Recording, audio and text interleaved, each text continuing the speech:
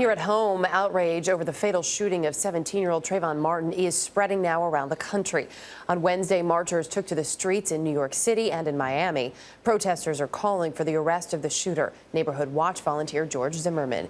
And he is not the only one under fire. Special correspondent Jeff Glore is following the story in Sanford, Florida. Jeff, good morning.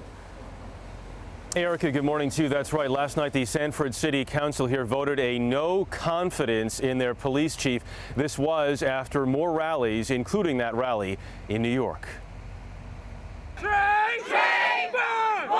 Hundreds were there saying there's been no justice for Trayvon Martin. No justice! What was called the Million Hoodie March. Martin was wearing a hoodie the night George Zimmerman shot and killed him.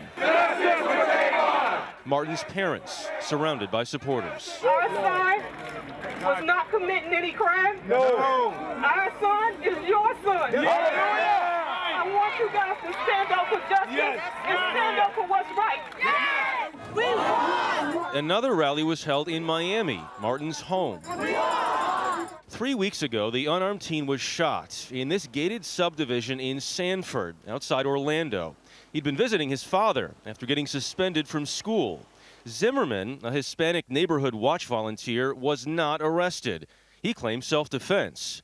Florida's Stand Your Ground law, which expands the right to claim self-defense beyond the home. You got yourself in the hole. Last night, in a 3-2 split vote, the Sanford City Council, including Mayor Jeff Triplett, backed that no-confidence motion against Police Chief Bill Lee. I could have gone either way on it but what I have seen, I have to say, I've seen better. Lee's fate now lies in the hands of the city manager. The reality is, what did Chief Lee do?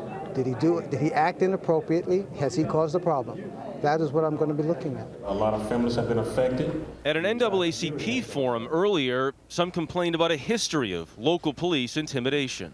It's really getting out of hand, and there's too many young people that has died. As that tension rises, the co-author of the Stand Your Ground law, in effect since 2005, is now saying that may need to be clarified. Nothing's ever finished in the legislature. I learned that. Everything can always be readdressed.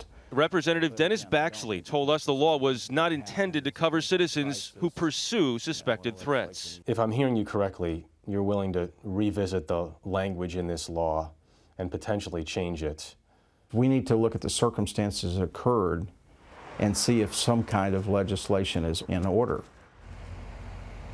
At least 2 more rallies are planned for today, and at the same time, we have not heard from George Zimmerman.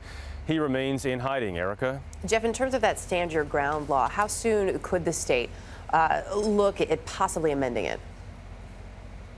Well, I think a lot of it depends on how much political pressure they feel, which right now is quite a bit. But yesterday, Florida Governor Rick Scott did add his voice to this debate, saying that Stand Your Ground probably needs a fresh look. Jeff Glore in Sanford, Florida, thank you.